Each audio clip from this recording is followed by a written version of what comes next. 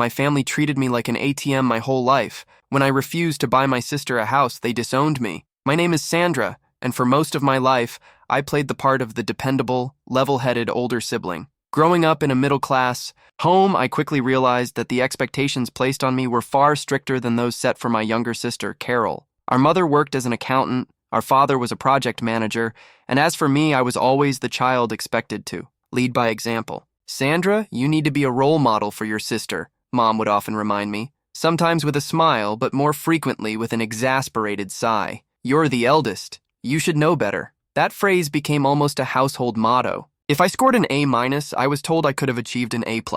If I returned home just 10 minutes past curfew, I was reprimanded for being irresponsible. Meanwhile, Carol, 3 years younger and effortlessly charming, was rarely held to the same standards. If she left her homework incomplete, it was attributed to her creativity. If she neglected her studies, it was seen as her way of exploring her passions. The rules were softer for her, more forgiving. As we grew older, the disparity became even clearer. When I was 16, hunched over the dining table, struggling with calculus homework, 13-year-old Carol sat nearby, idly sketching in her notebook instead of working on her English essay. "Mom, I don't feel like doing this," she whined, tossing her pen aside. "It's too hard." Mom, barely glancing up from drying dishes, responded gently, "Sweetheart, you've been working hard all day. Maybe take a break and try again later." I had to bite my tongue to keep from laughing. I knew exactly what would have happened if I had said the same thing. My efforts were never quite enough, while Carol's bare minimum was consistently praised. This imbalance persisted into adulthood.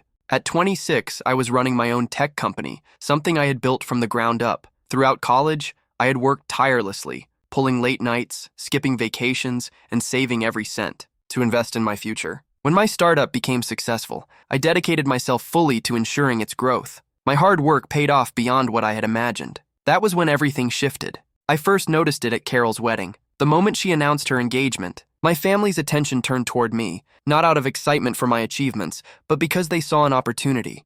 "Sandra, wouldn't it be wonderful if you helped your sister with the wedding expenses?" Mom had suggested one evening, her tone casual but expectant. I didn't mind. Carol was my sister, and I had the financial means to contribute. I wanted her to have a beautiful wedding. I wrote a check for $22,000, assuming it was more than generous. It wasn't, at least not for them. During a family dinner, Carol casually dropped another request, as if it were the most natural thing in the world. "Scott and I have been looking at resorts in the Maldives. It would be the perfect honeymoon," she said dreamily. "That sounds incredible," I responded, genuinely happy for her. She smiled sweetly. It's so expensive, but I know it wouldn't be a big deal for you." I nearly choked on my drink. Mom leaned in. It would mean so much to her. Dad nodded in agreement. "It's a once-in-a-lifetime trip."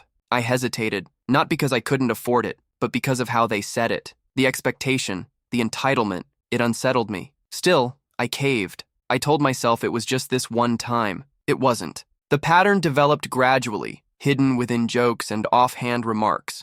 My parents sighed about home repair costs. Carol grumbled about high rent prices. I began to notice that nearly every family conversation revolved around finances, specifically mine. One Sunday afternoon, I arrived at my parents' house and let myself in, only to find them huddled around the dining table with Carol and her husband, Scott. When they noticed me, they scrambled to shove papers into a folder. "Hey," I greeted them, eyeing them suspiciously. "What's going on?" Mom forced a bright smile. "Oh, just looking at a few things. Nothing important." Before she could tuck it away, I caught a brief glimpse of a mortgage rate sheet. A week later, the phone rang. "Sandra, we need to have a serious family discussion," Mom said, her tone carrying that familiar weight, the one she used whenever she expected me to step up, to be the responsible one, to make the sacrifice. I had no idea that this time their request would surpass anything I had ever anticipated. When I arrived at my parents' house the following evening, something felt off. The atmosphere was too formal, too orchestrated. Everyone was already seated in the living room, Mom and Dad on the couch, Carol and Scott in the armchairs, all positioned around an empty chair in the center, clearly intended for me. The air was heavy with unspoken tension, and my stomach twisted with unease.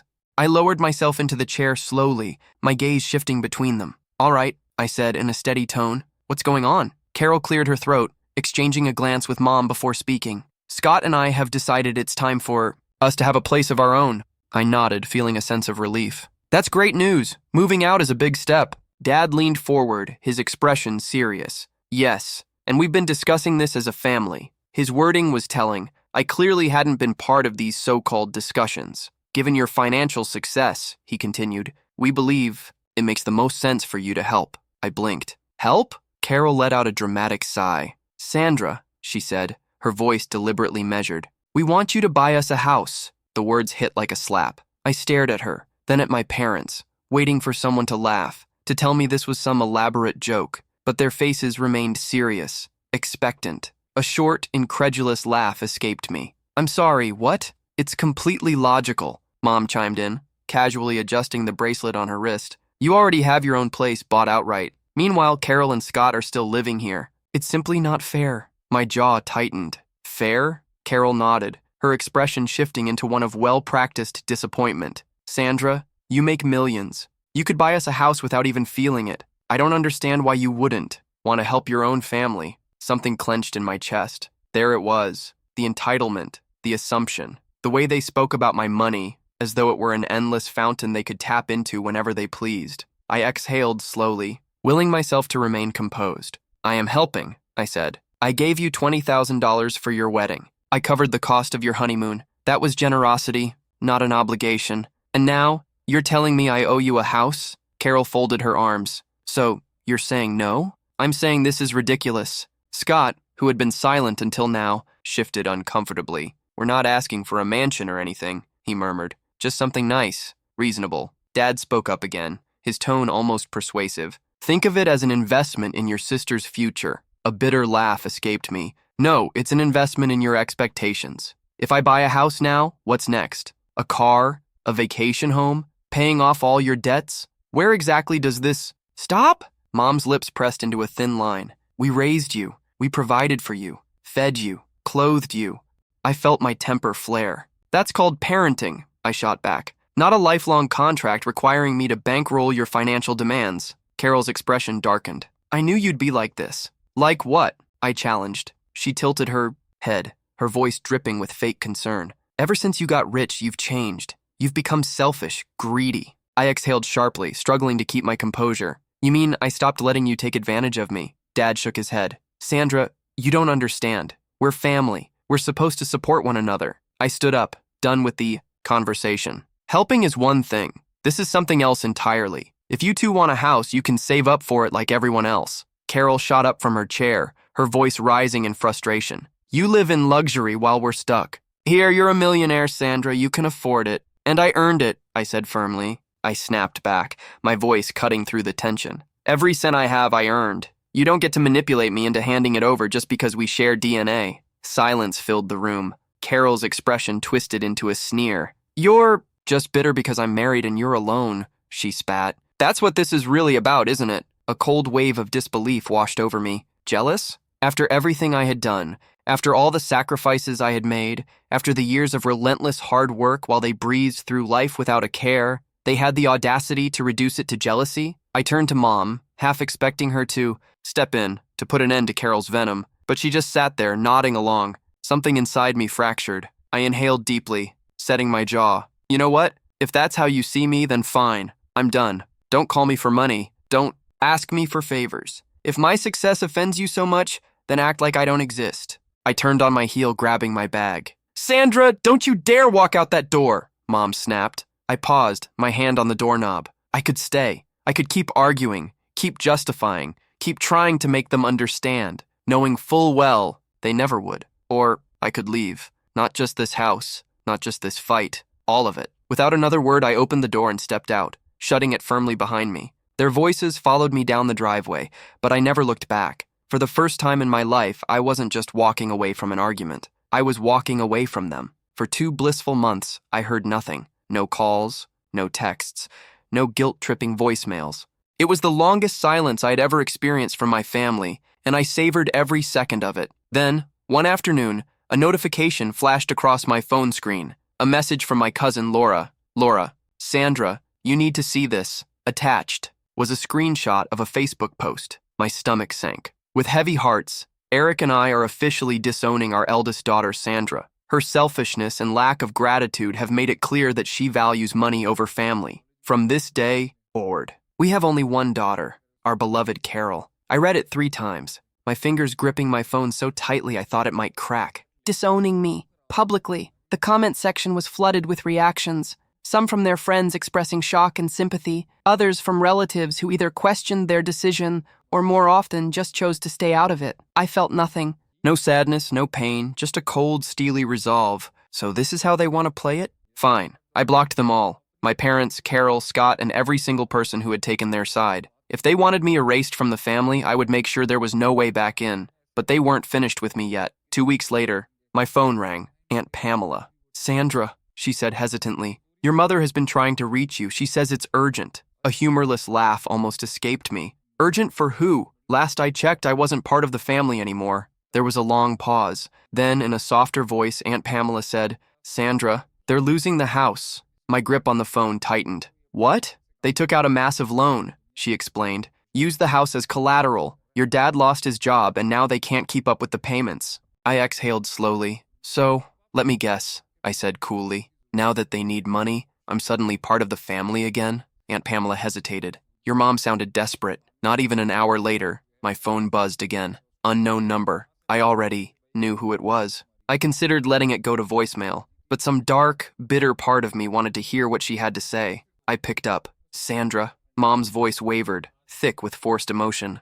"Please don't hang up." I stayed silent, waiting. "Everything is falling apart," she continued, her voice cracking. "We're about to lose the house. The loan, we used the house as collateral. We can't make the payments anymore. Your father, he lost his job. We're barely making ends meet."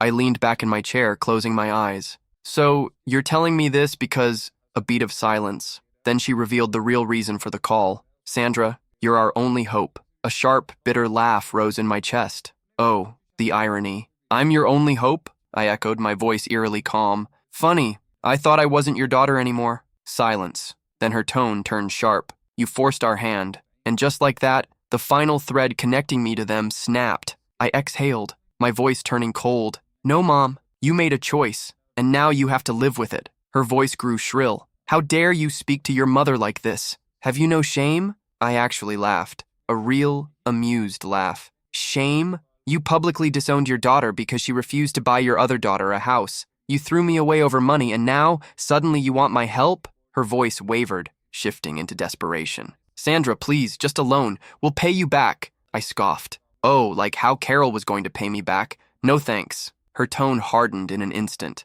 "I raised you. I gave you everything." I cut her off sharply. "No, you raised me to be useful to you. You made me believe my worth depended on what I could give, what I could do for you. And for years, I believed it. But I don't owe you anything." I ended the call, blocked the number, and just like that, I was free. 3 months later, I finally learned the truth. Over brunch with Aunt Pamela, she stirred her coffee and said casually, "Oh, by the way, your dad's not unemployed." I blinked. "What?" "He just switched to part-time. Said he wanted a better work-life balance." I sat back, processing. "And the house? The bank isn't taking it?" Aunt Pamela gave me a knowing look. "There was never any threat of foreclosure. They just wanted to guilt you into panicking, into feeling responsible for them." I should have been furious, but all I felt was relief. Their manipulation had been so obvious, so blatant, that it was almost pathetic. Over time, I heard bits and pieces through the family grapevine. Carol and Scott had finally moved out, into a rental, not a house.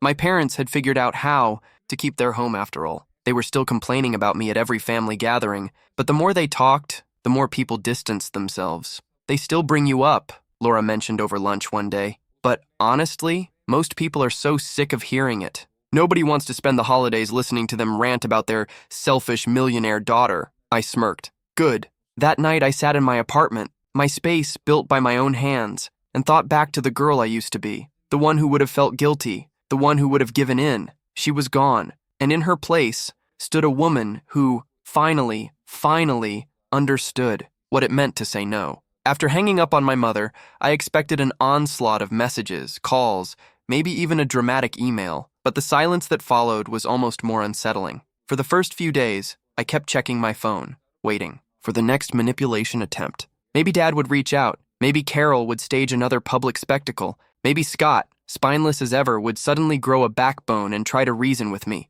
But nothing came. And then, a week later, everything came at once. I awoke to an overflowing inbox filled with voicemail after voicemail. With a sigh, I hit play on the first one, already bracing myself for what was coming. My mother's voice was laced with disappointment as she accused me of betraying my own family. She insisted they had given me everything, yet now, when they needed me the most, I had abandoned them. Without hesitation, I deleted the message. Next came my father, his tone firm, as he lectured me on the importance of family, insisting that walking away when times got tough wasn't how things were supposed to work. He said they had raised me better than this. Another message erased. Then came Carol, her voice thick with resentment and anger. She barely got through a sentence before I removed her message as well. I didn't need to hear more. The theme was the same, wrapped in different levels of guilt, entitlement, and bitterness, and then the real bombshell dropped. Laura sent me a link to a Facebook post my mother had made. The post was a passive-aggressive dig,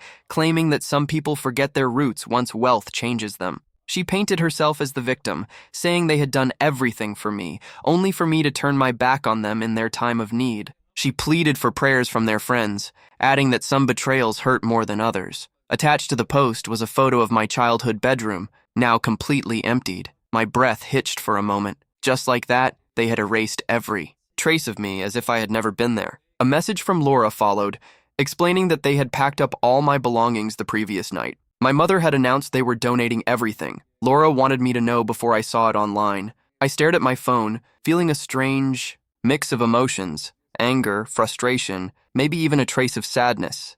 It wasn't about my possessions. It was about what this act meant. They weren't just cutting ties emotionally. They were making it real, physically removing me from their lives in every possible way. They wanted me gone. I had expected anger, manipulation, and guilt tripping. But this was something else entirely. This was a clear message. To them, I no longer existed. I should have been devastated. Instead, I felt lighter. For the first time, I truly understood where I stood. A week later, I found myself outside their house. I hadn't planned on coming, but something inside me needed closure. I knocked on the door. My mother answered, her expression twisting into annoyance. She immediately asked why I was there. I told her I had come for my belongings. She scoffed, telling me they had already been donated. With a sneer, she remarked that I had my expensive apartment and my wealth, so why should it matter to me? I took a slow breath, steadying myself before responding. It wasn't about the things. They had deliberately made a public spectacle of the situation. My father appeared behind her, arms crossed. He told me I had made my choice. From inside the house,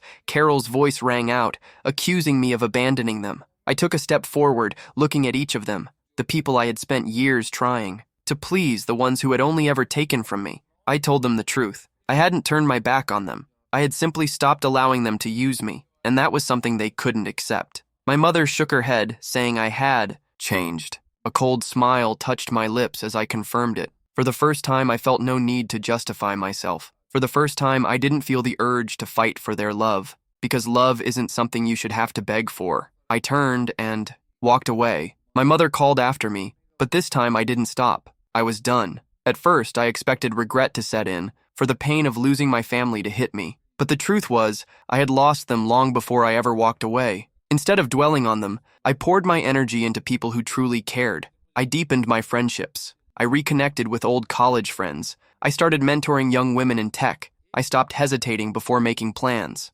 Before, I had always left room for family obligations. Now my time was mine alone. One evening, while having drinks with my friend Catherine, she raised her glass with a grin. She made a toast to freedom. I laughed, clinking my glass against hers, agreeing wholeheartedly to finally saying no. For years, I had been their safety net, their backup plan, their source of financial support. But now, I was just me, and that was more than enough. In the aftermath of my final confrontation with my family, something unexpected took place. The burden I had carried for so long, the constant need to meet expectations, the lingering guilt, the fear of being seen as selfish, dissolved completely. For the first time in my life, I was living solely for myself. I immersed myself in my work with a fresh sense of motivation. My business was thriving, but now I wasn't working to prove a point. I was doing it because I genuinely loved what I had built. I finally treated myself to a real vacation. No laptop, no checking emails, no pressure, just a last-minute getaway to Italy with Catherine, simply because I had the freedom to do so. I broadened my social network, reconnected with old college acquaintances, attended professional events, and accepted invitations to things I once would have declined. It was during one of those instances, standing atop a skyscraper in New York, sharing wine and laughter with people who truly appreciated me, that I came to a realization. I hadn't lost anything. I hadn't lost my family. I had released myself from individuals who only valued me when I served a purpose for them. That wasn't a loss. That was liberation. Closure often arrives in ways you don't anticipate. One evening, as I curled up with a book and a glass of wine, my phone vibrated, an unfamiliar number flashing on the screen. I hesitated, then answered. A voice I knew all too well spoke. "Sandra, it's Dad." I leaned back, taking a measured sip of wine. "What do you need?" A long silence, then a sigh. I just wanted to see how you've been." It was the most genuine thing he had said in years, but I wasn't naive. "You mean you're wondering if I've had a change of heart?" I replied. "No," he admitted. "Your mother, she still won't speak of you, but I suppose I just wanted to let you know. Not everyone feels the same." I shut my eyes. There it was. A brief flicker of remorse, but it changed nothing. "Dad," I said, my tone calm yet resolute, "I'm doing really well." Silence stretched between us before, in the quietest voice, he murmured, "I'm glad." He didn't ask for money. He didn't try to justify the past. Maybe, in his own way, he finally saw the truth. But I wasn't holding my breath for an apology that might never come. I had already moved forward. If someone had told me a year ago that I would sever ties with my family and feel no regret, I would have dismissed the idea entirely. But now, sitting in my home, surrounded by people who truly cared, I finally grasped a lesson that had taken me years to learn. Family isn't defined by shared blood. It's built on mutual respect. I had spent my entire life bending over backward for people who only viewed me as a financial safety net. And the moment I stopped playing that role, they cast me aside. And that turned out to be the greatest thing that ever happened to me. Because now I understood my value. And I would never again allow anyone, family or otherwise, to reduce me to a source of income. A year after everything unraveled, I found myself at a charity gala, a glass of champagne in hand, feeling an overwhelming sense of peace. From across the room, Catherine caught my eye and smirked. "You look like someone who's finally living the life they deserve." I chuckled. "That's because I am." My phone vibrated inside my clutch. A message from Laura. "They still bring you up at family gatherings. Carol won't stop going on about how unfair everything is. It's honestly embarrassing." I smirked. Let them talk. For far too long I had chased their approval, trying to mold myself into the daughter they wanted, the sister they expected. But I wasn't that person anymore. I was simply me. And for the first time in my life, that was more than enough.